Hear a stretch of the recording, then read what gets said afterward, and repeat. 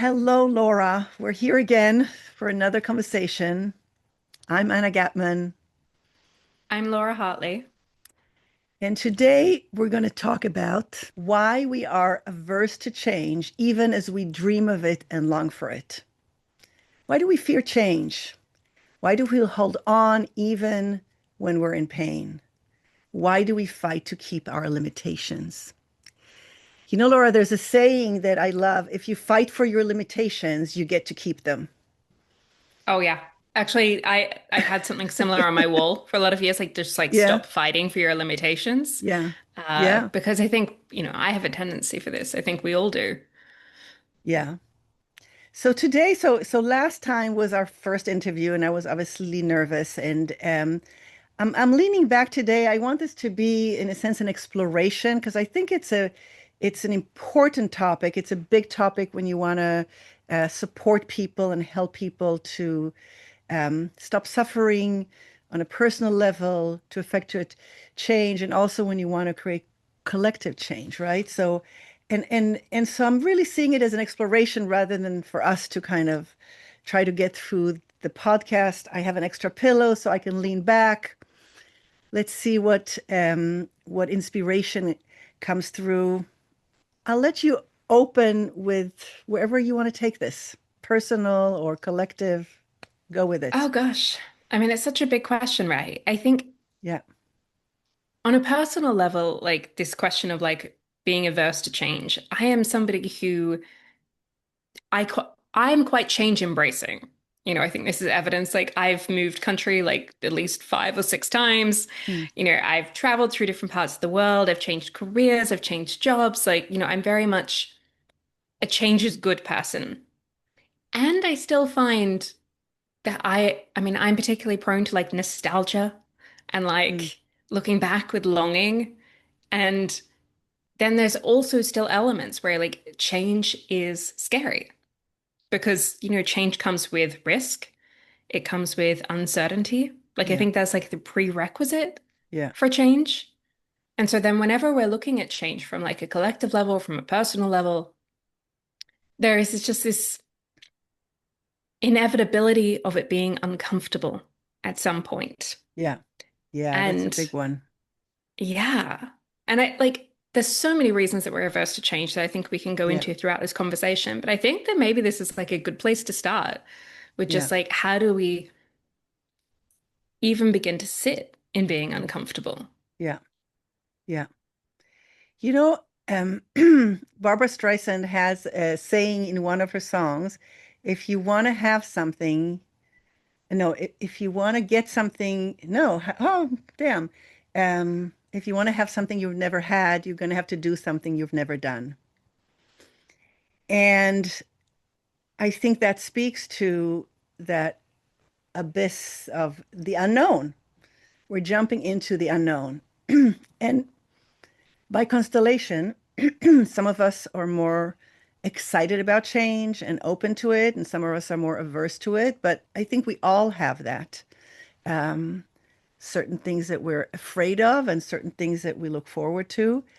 I can say that the biggest um, factor for me doing something and changing or not is fear.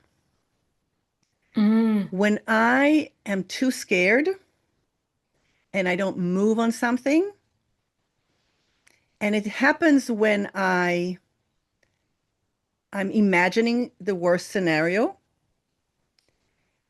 or I'm imagining myself that I cannot do it. When I fear that the disappointment, it's like I'm already crushed because it's not happening. But if I give my if I bring my hopes up and then I'm crushed again, I'd rather stay here and be crushed where I already am. I'm already comfortable. My nervous system is here as uncomfortable as it is. it's familiar. We know what that Yeah, crushed feeling feels like. right. It's like, yeah, Yeah, it's safe. yeah. On the other hand, when I've taken a leap of faith and my particular life has given me very extreme life changes, it's like I've been on a track and I've been offered an opportunity that's very different to it.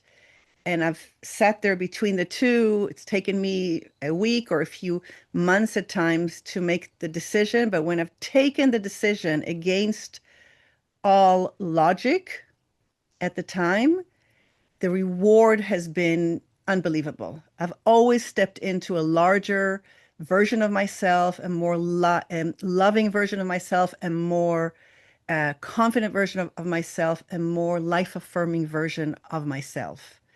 So that's kind of, and I've learned to notice when I'm ready to do it and when fear is just stopping me. So now I can go and say, what about myself don't I believe? What don't I believe about it in myself? Or what about the situation don't I believe? But anyways, I have those places where I haven't done it and I'm scared.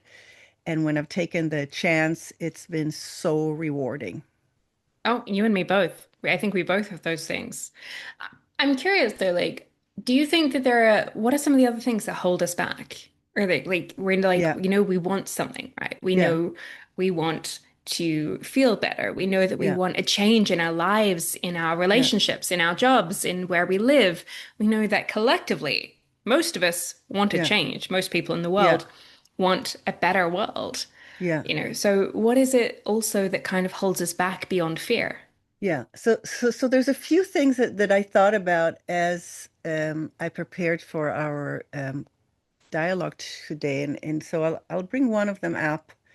Um, I think um, there's intuition and there's logic, and they've been at war in our Western culture with logic leading and intuition being considered either feminine or something that you do um, in the private realm. Um, and I think that we need to bring both of them um, into conversation because they each have a lane and they need each other. And so I think when we try to solve things from a logical perspective, so um, then it's easy to um, envision the worst case scenario, which then amplifies fear. But the role of logic is not to decide the direction, it's to execute it. It does a phenomenal job in executing a direction. Intuition does a phenomenal job of thinking holistically, um, emotionally, heart, gut, um, just listening to the field that we're focusing on, whatever the issue is, taking other people into account, other variables into account, and just asking for guidance, and then receiving a holistic insight and direction. Intuition is so good at that. And so when we do that, we're in a very expansive state, whether we're aware of it or not. We're in the zone, we're inspired. We see when we get the insight, we're in an open, holistic state. And so we feel inspired to move forward. Then if logic comes into, okay, well, how do we execute this? It's a great job. And then they work really well. But if we start with logic, how do we fix this? How do we solve this? We're already we're limiting the possibilities because we're just Mm. trying to fix the next thing or this thing or no, that's never going to work. That's not possible. We've already tried that. One of the um, one of the rules in design thinking in the ideation phase, design thinking is a methodology for innovation, is encourage wild ideas. And for that, you have to be in the zone. You have to be in intuition, in inspiration. You cannot be in logic and say, no, that's never going to work. You have to take the limitations out, financial limitations, technological limitations, social limitations. You have to imagine something beyond because otherwise you can't bring in something new or move to a new place. So I feel like that is a piece that's really important to And I'll say one more thing is that all the great scientists have gone on an intuitive hunch to then try to show logically that their theory works. So people intuitively do it, but then when we come to public discourse, to scientific, whatever, journals and research, then suddenly intuition has to be put aside and only logic works. But any great scientist has come up with, first of all, an intuitive hunch and inspiration, and then following that with logic. And so when they work together, so that's one thing that I think is important. I don't know what you think about that or something else.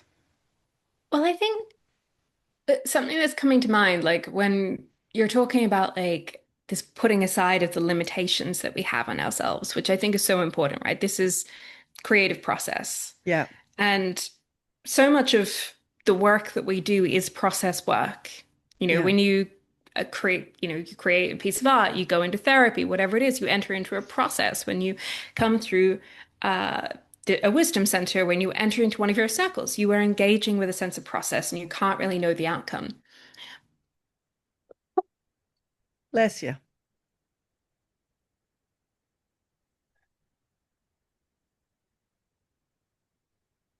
But to enter into process and to put down limitations requires us to put down also conditioning that we have been taught and that we have internalized. Yeah, I think one of the big things that we're yeah, talking about here as well is like we talked at the beginning, you gave that quote about like, fighting for our limitations, but also the belief in our powerlessness. yeah, And at some levels, like we have to recognize this is also structural. Like there are yeah, people who benefit from the belief in our powerlessness, yeah, yeah, in seeing ourselves as isolated individuals, as, you know, kind of the only things I can do is like vote every 4 years, or maybe I could like do this, or I could never earn money doing this, or, yeah, whatever it might be. But we believe ourselves to be yeah, powerless. yeah, And if we believe ourselves to be powerless, then we're not going to move towards change yeah, because we're not going to feel like we have any yeah, agency. We're not going to feel like we have any sense of active participation. It's going to be a hell of a lot scarier. yeah, But there is this question of how do we begin to put yeah, down those limitations yeah, so that we can even then engage into this space of becoming more expansive and starting to notice our intuition and, edging towards something. But yeah, like, how do we put that down? yeah. You know, I think it brings us back to, to culture, to the public school system. Um, we're not taught to imagine. We're not taught to 100%. dream. We are not Mm-mm. taught to be flexible. I mean, the brain is here for us to orient ourselves in the world and function. So it's into classifying and organizing and generalizing. That's what it does, and it does a really good job at it. But it also stifles us. And the education system in our culture doesn't encourage us to imagine. We say, oh, it's all in your imagination. Oh, you're just a dreamer. Imagination is one of the most amazing tools that we have as human beings. We've created an entire civilization from our imagination and I would then argue using as well. logic. Yeah, I'd argue as well that imagination is probably the greatest tool that we can cultivate in response to uncertainty. yeah, Like in response to nice. like a Yeah, rapidly changing, unstable yeah, world, one of the best things that we can cultivate is yeah, creativity and imagination. yeah. Say more about that. Why is that? Because it gives us possibilities. It helps us see the landscape from a different Yeah, perspective. yeah, It helps us not fall into that idea that there is one right way, or this is the only thing that can yeah, happen, or the powerlessness. It asks, well, what if? What if there was this option? What if we did do something different? yeah, And it's from there that we can build and shape something. yeah, Because the way I see it is like our world is going through a radical reshaping. And to an extent, that's a given at this stage. It's going to happen whether we participate with it or not. I think we spoke about this. But if we can participate Yeah. in that reshaping, then our ability has to also come from this idea to even imagine that and to start Yeah. to sense and see. Yeah. I Yeah. also think, imagination, as you're talking about though, is a muscle. And that means it can either like Yes. atrophy, as most of us, like for Yeah. many of us, it has, like, oh, I'm not Yeah. creative, I can't do this, Yeah. or we can build it through Yeah. practice. Yeah. And I think that we think of imagination as something, when you're super innovative, but when you decide what you're going to eat for dinner, you're using your imagination. And if you decide to use a different herb with the omelet that you're going to make than you usually do, you're using your imagination. And then you are using logic to, do I have eggs? Do I need to go to the store? Do I have time to go? At what time do I make it? So we are using our imagination and our logic all the time. We're just taking it for granted, like that's what human beings do. But even if you don't feel that you're imaginative, you are imagining all the time what you're going to do. I'm going to go and get a coffee first, and then I'll go and pick the dry cleaning, and then I'll go for my meeting. That's imagination And our right world was there. built through imagination, right? The Yeah, chairs that we are sitting in, the absolutely. computer, the microphone, Yeah, like the room, all of this was once yeah, imagined. Like none yeah, of this was like this 50 years ago, 100 years ago, 500 years ago, 10,000 years ago, yeah, right? We are in this constant evolution of, yeah, of being able to imagine something and then yeah, create it. yeah, yeah. And I think that building a muscle is a really important thing because I think that um, building the muscle helps us change our perception of ourselves Mm. because then we think that we are capable. I mean, I'll just share. I do. I started doing whatever it's called, like strength building. There's a term for it. Um, Some sort of with strength training and yes, like, yeah. resistance training with weights. So 3 times a week.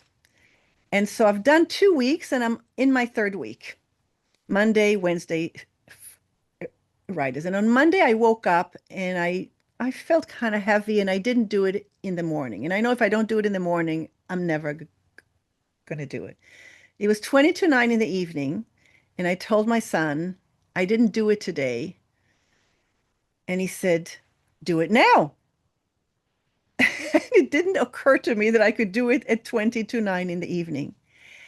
I walked throughout the day. Each time I thought about it, I was reinforcing the belief that I start things and I never finish them, that I'm full of enthusiasm and I do something and then I don't do it anymore. So I was building and fortifying my self-identity. Mm. And it didn't occur to me that at 20 to 9 in the evening, I could still do the practice. And so it's interesting because him saying it was unbelievable. It's like I couldn't envision it. And when he said it, I did it. I did Qigong, I did that, and I went to sleep. And I remember feeling that my muscles, it's like everything was vibrating and alive. That allowed me to change my perception of myself. It was unbelievable because I was blocked and it opened it up. I think, this is also like the importance, I think, of like also giving people permission to do Yeah, these things because I yeah, think back, I've had different but similar experiences. Like very, very early on when I was in one of my first jobs, I'd been there 3 years, and somebody I knew there was starting their own practice or business, and yeah. I was telling like a friend of mine who worked there, I was like, oh, they're going to do this, they're looking for this role, and she was like, well, why don't you apply? And I was like, what? And she's like, you could do that. And it was like, Yeah, it was a really good step up and a yeah. great pay rise and everything. And it was a big stretch of my skills. And I was like, oh, but I could. And so I did. And I got that role and it changed my Wow, life. wow, And then I also remember when wow. I was like 23 and I'd just gotten back from like, I'd been traveling for the last month in Europe and I'd gone back into my job. And, I was kind of like, oh, you know what? I think I really want to like quit this and I want to go backpack South America and I want to move to the UK. And I was talking again to somebody at work and she was like, I was like, but if I stay here, I know in a few weeks I'm going to settle in, I'm going to be in my routine, I'll be comfortable, Yeah. probably won't do it. And she's like, so just book a ticket. And I was like, what? She's like, Yeah. just book it for like 6 months from Yeah. now and you can like work towards that. And I was like, oh my Yeah. God, I can do that. Yeah. And it was such a light bulb moment of permission that again was one of those points in my life that Permission. changed everything. Permission is a huge thing. Yeah. And so like what we're doing here is like in getting permission, we also are then changing Yeah. our perception of what we can do. Yeah. Yeah. Because this is that conditioning. We have been conditioned Yeah. also to seek permission, to seek Yeah. approval, and to, Yeah. play by the rules and, Yeah. behave and Yeah. act appropriately and be Yeah. responsible. And, for a brief moment, so much of this is an invitation to actually be like, you know what? Like, change is uncomfortable and it is uncertain and it is scary and it can also be liberating. And that permission is that first bit that I think shows you that bit of liberation that maybe gives you a taste to want a bit more. Yeah. When I spoke to my son afterwards, he said, you did it. You actually did it. I said, yeah, but without you, I wouldn't even have thought that it's possible. So both are needed. You need representation, right? So that you can say, Yep. wow, I can do this too. You need someone who tells you, look, here's a new possibility. This is an option. Then you can choose not to. I could have said, no, it's too late. I'm not doing it. But as soon as I was given the possibility that I could still do it today, I imagine I want to be the one who am sticking to it and am doing my third week. Mhm. And so I was already in this place where I wanted to shift my identity. Yes. So that was, And I was already wanting a stretch and I was already wanting to go and do this yeah, thing. What I yeah, needed then was this person on the outside to be like, okay, so yeah, let's yeah, let's do this. yeah, You can do yeah. this. We need mentors. We need guides. We need people who, children need someone who believes in them, who tells them that their imagination is what's going to move them forward in life, Yeah. right? And so And I that's so think, important. yeah, and for you and I, like I'm even thinking like we use this word coach, right? We do often call Yeah. ourselves coaches and you're talking about strength training, Guide. like Yeah. or a guide. Like Yeah. one of the things that I often talk about is like building our emotional musculature, Yeah. right? That we have to consider things like courage is a Yeah. muscle, Yeah. imagination is a Yeah. muscle, vulnerability is a muscle. Yeah. And so what we're doing and what we often benefit from is this capacity to be in a relationship with somebody who can help us build that muscle. Yeah. And Yeah. that might be a Yeah. friend, that might be a partner, that might be a Yeah. loved one, Yeah. could be a book, it could be a Yeah. coach, it could be Yeah. whatever. But there's a Yeah. practice space. Yes. Yeah. Yeah. It's interesting because today I woke up at 4:30. I went to sleep at 12:30. I woke up at 4:30 and I could not fall asleep again. And when you wake up at those times, usually the thoughts are kind of negative, and I was kind of spiraling. And I thought I knew I had the interview or the dialogue that we're doing, the podcast, and I decided to go and do my exercises again. And I did them. So by the time I came here, I was like panting and I was thirsty, but I had done my exercises. And I realized exactly that it is building a muscle. I'm building my muscles. I can already do so much more this third week than I could do the first week and the second week. And it brings me to we're building a muscle to also grow our container to, in a sense, to receive more. Mhm. So I'll say something here, which I'm apprehensive to say it because I don't want it to be belittled, but I'm going to say it. we've talked about bringing the personal and balancing it with the collective. I want to bring the spiritual or the non-physical or consciousness or light in with the material because they've been split. And I'll honestly say that the thing that concerns me that I'm going to be, oh, she's into those kind of things. She's going to talk about the light. We're trying to change the world here. She's just going to talk about light. So I'm just saying it outright that that is my fear that I won't be taken seriously. But Mm. my model of the world is that consciousness is the basis of reality. And in spiritual traditions, they might call it light or source, right? And I've heard many times in spiritual traditions how we need to build our capacity to receive more light, to grow our capacity, our spiritual power, um, to our capacity to receive wisdom. It can really be, if we receive too much, it can really be, it can be crushing to our, we can have like a spiritual, um, like sometimes people have like a spiritual awakening or emergence, but it can feel like they're having a breakdown. It's a phenomena. And so I think that another piece is growing our container. And that has to do with practice. So it's both um, the practice of building my muscles, and I cannot hold 30 pounds. I can hold it for a second, but I cannot do exercises with 30 pounds. I have So to it's a convert that to building kilos.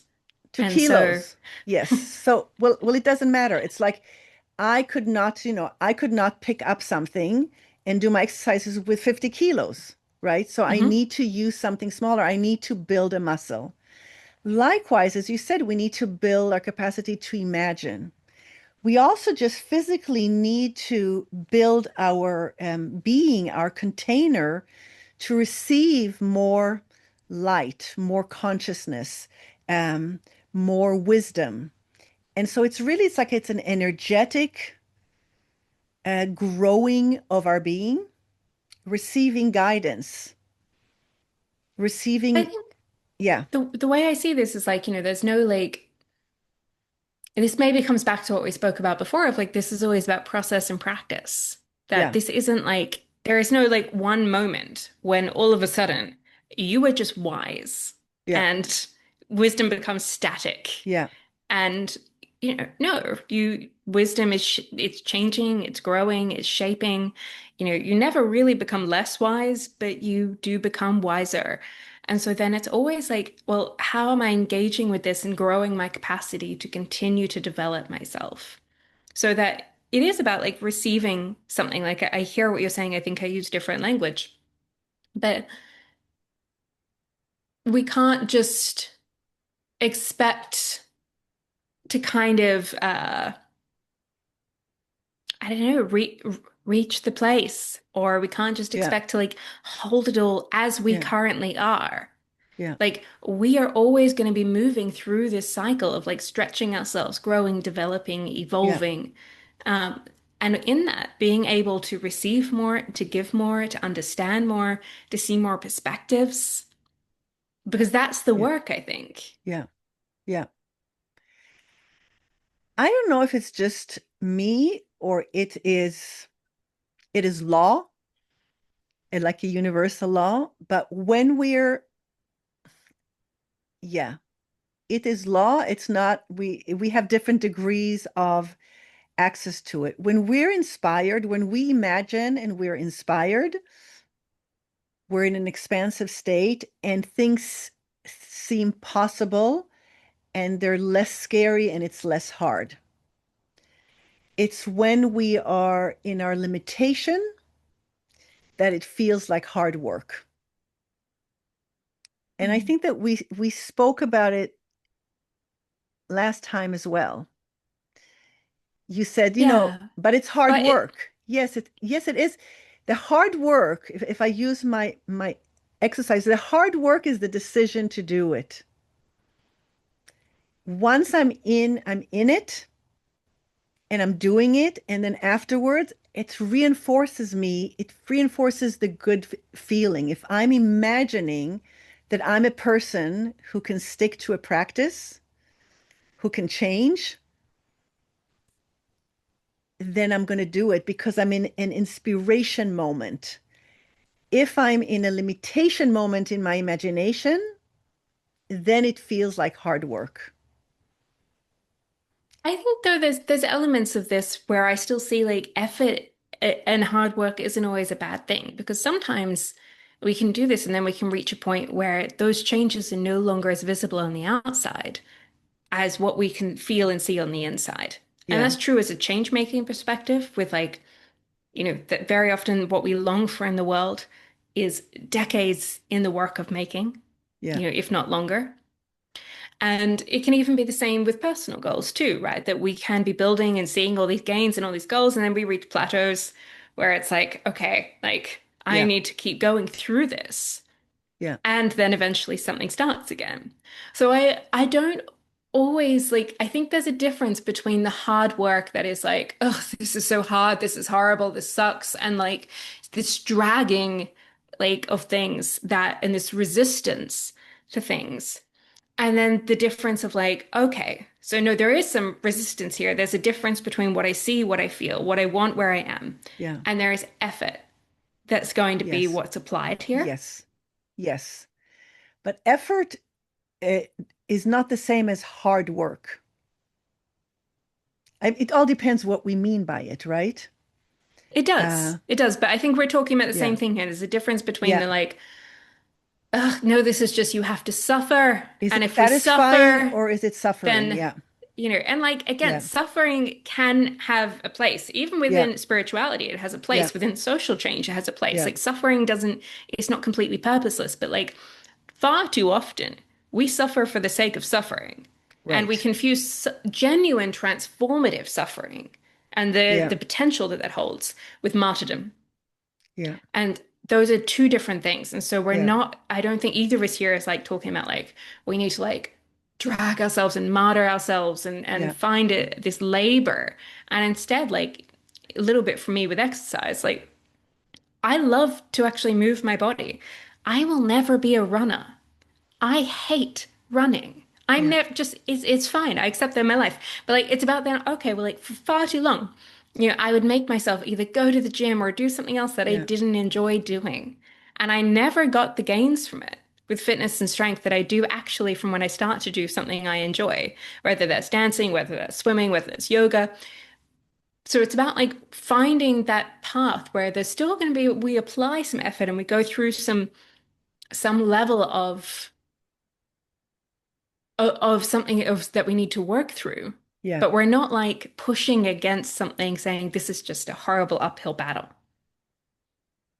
yeah. Yeah, I think that it comes back to imagination. What are you imagining as you're doing it? Mm. I think that that's the piece. It's so split second, but it's the difference. Are we imagining a new version of ourselves, or are we imagining an old version of ourselves, a habitual version of ourselves? Mm.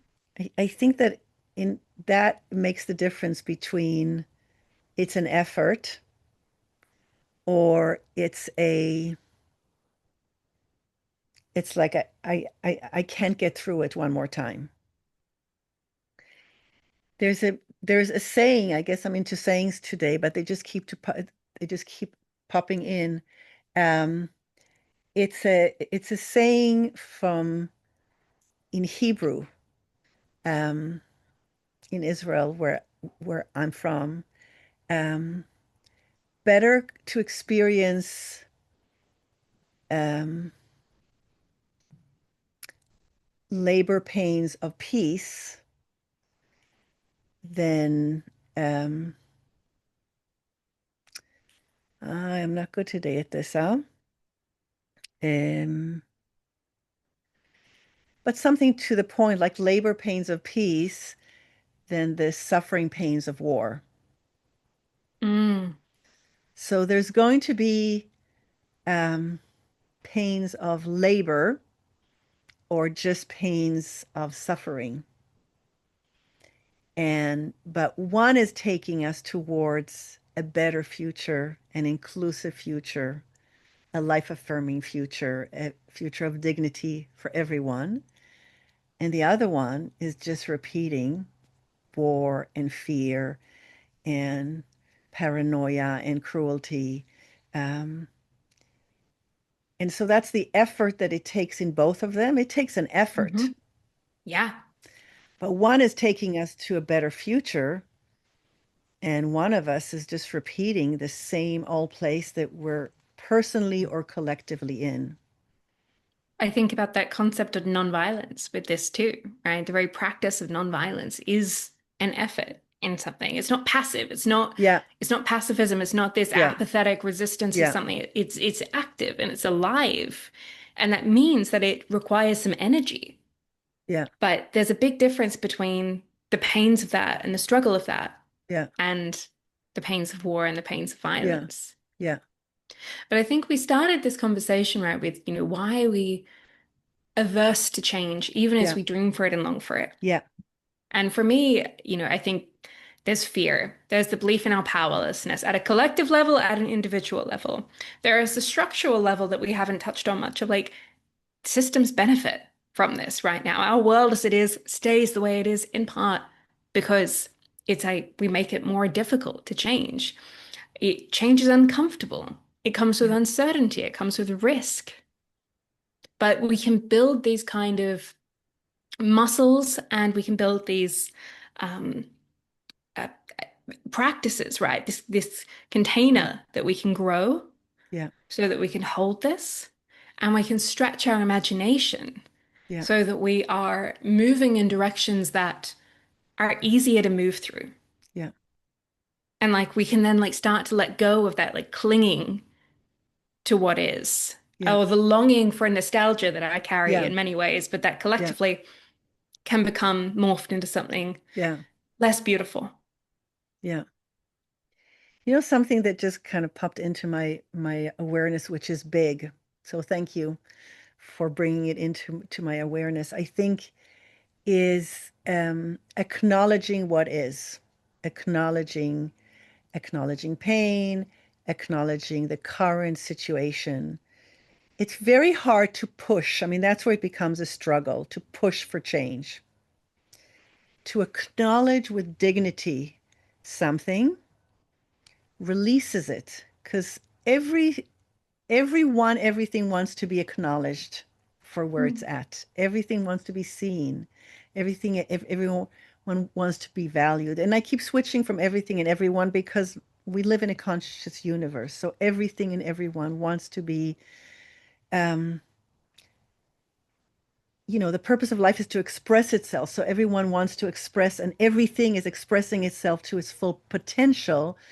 But because we live in an interdependent world, we also want to be seen and acknowledged. And so I think that it's much easier to let go when we acknowledge the current state. So even to say, um, I'm finding it really hard to do this, or I love my nostalgia, but sometimes it keeps me stuck in the past instead of moving forward.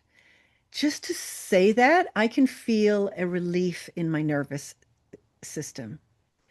And so just acknowledgement, it's so easy to do. Sometimes we feel like I can't acknowledge because it means that I won't be, if I acknowledge you, will you acknowledge me back?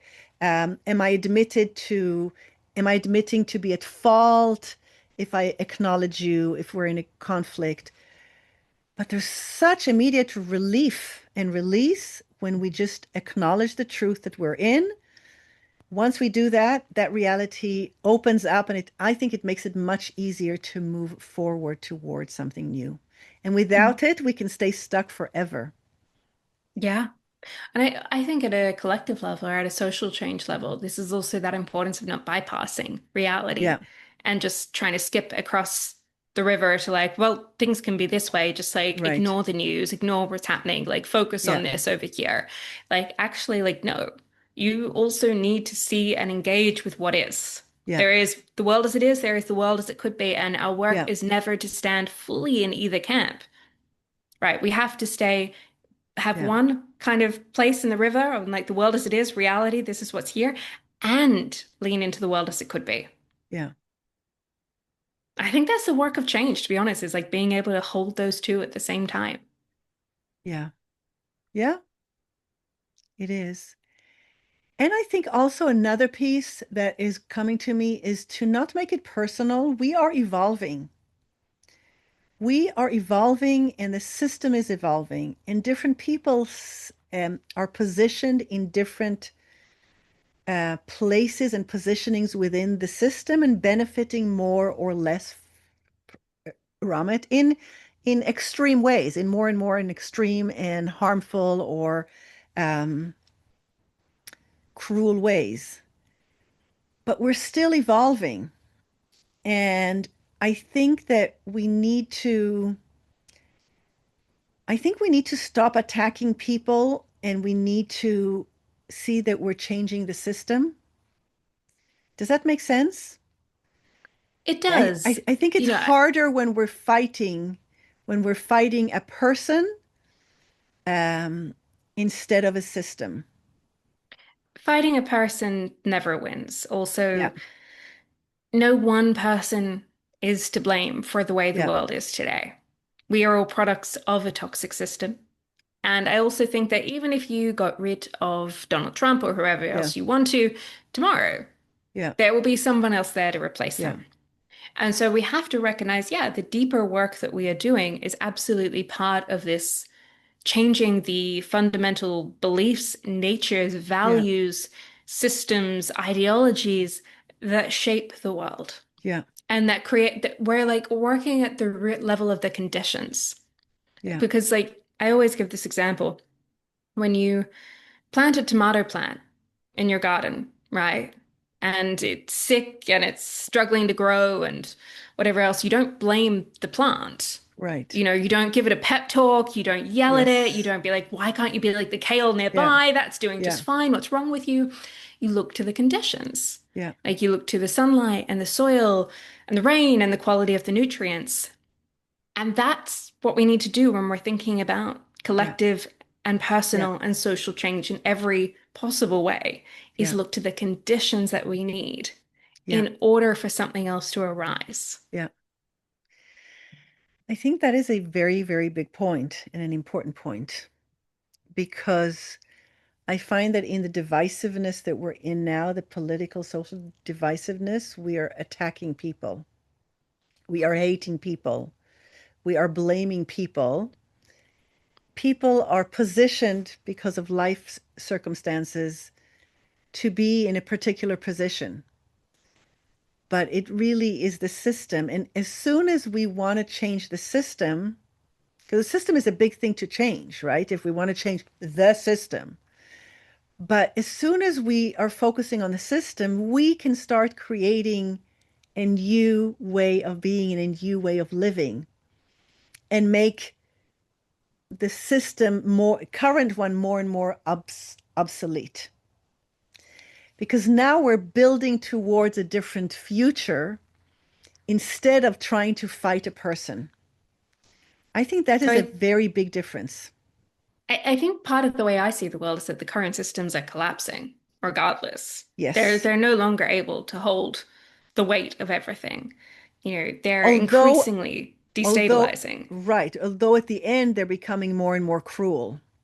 Power Yes. is growing and they're becoming more and more cruel. We see it um, in the US and Collapse Israel. is Yeah, not a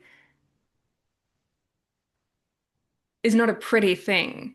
Like I use this term reshaping because I think it gives us more agency over what we're moving through, and I think we have yeah, more agency than we believe. And I believe in building new systems and prototyping new things and exploring these kind of islands of coherence and of sanity that we need to be creating. But fundamentally, we Yeah. are moving through a collapse of the world as we know it. And that is manifesting with increased violence and Yeah. conflict. It is increased like the Power level of grabbing. extraction, Yeah. power grabbing. Yeah. It's it's a very volatile time that we are living through. Yeah. And I think that maybe this is the one thing that while I agree with you on one level that we are evolving, right? I also wonder if I can see how in some ways this could be interpreted with a passivity that says, ah, but it will be okay. And No. ignores sometimes, not from you, but ignores the existential threats that we are facing or the level of suffering So that how does exists. evolving translate to that for you? Because when I'm building my muscle and my strength, uh, I'm e- I'm calling that evolving. I am fully participating. I'm building a muscle to imagine or to build my confidence or my physical muscles. I'm evolving my strength. It's not a passive act for me. And I would see it the same way as you, that this Yeah, is an active thing that we do. yeah. But I do think even within certain spiritual circles, there can be a message of kind of, well, it's fine. The world has to go through this. This is just, Hmm. almost a thing to be like, okay, well, this is just going to happen and we'll get there, Yeah, and neglect our participation yeah, in that evolution. yeah, yeah. So I'll just say that the one place I don't think that the evolving that people are talking about is um about passivity. I mean, some people might say, okay, well, it's evolving anyway, then I'll just wait until it has evolved. The more we participate, the more we're bringing it about, the more we're bringing the world we want to live into today. What I think it brings in is an expansive perspective. Oh, this is what's going on. When you're saying the current systems are collapsing, you are taking a very wide, expansive view because it doesn't look like it's collapsing. It looks like there is more um, economic gap. It looks like there's power grabbing, more violence, more divisiveness. So you are taking a more expansive view and saying, this is what crumbling systems look like. Hmm. And so I find, at least when I hear we are evolving, or when I say this is what evolution is looking like, one of it is the collapse of current system that takes time, and the other one is building our own muscles of imagination and participation in order to create today what we want to live into. Um, I call that evolving or shifting. So for me, evolving is not a passive act, but it really is an expansive perspective in order to make sense of it, because otherwise it feels like the world has gone mad. Yeah. No, absolutely. I understand. And I think that that language, I think it's just, I agree. We have this Yeah, capacity to come through this in a way that creates a more just, a more loving, and a more regenerative world. yeah, But it requires our active participation. yes. And I think that That that is is part of, key. It's yeah, key. It's key. it is key, right? Yeah, it is There's key. no sitting this out on the sidelines until Yeah, like things just return to normal or settle down. Like yeah, those days are gone. And so yeah. it's like it's this participation in the evolution. Yeah, it's shifting from the guru, the teacher, the Yep. politician. Um, yeah, Yeah. The one person who's going to save us, right. the outsourcing of that to actually like, no, Yeah, this requires each and every single one of us to in our own engage. lives, Yeah, in our own worlds, to engage yeah, in the spaces that we are able and that we are called. yeah. Because then we're living actually more into what reality is, which is connected, interdependent. And so the more we doing this in community, Just Mm, like we're doing this rather than doing it alone, we're having these conversations to inspire ourselves, each other, and hopefully our listeners. It's we're doing it in a different way than being the expert or the authority who's going to save us. mm. Well, Which I think brings yeah, us to go a good ahead. place in this Yes. conversation. Yeah, I think so. Um, this has been very, very, very rich. I feel at different points we could go into just that topic and open that up. So there were so many places that we went to a certain point and we could have gone deeper. So we just need to continue. Um, Thanks again for today. Thank you. I think I agree. There's so many different things to explore, but Yeah, I think we've touched on this kind of topic, and yeah, I'm very grateful. yeah. Blessings to all.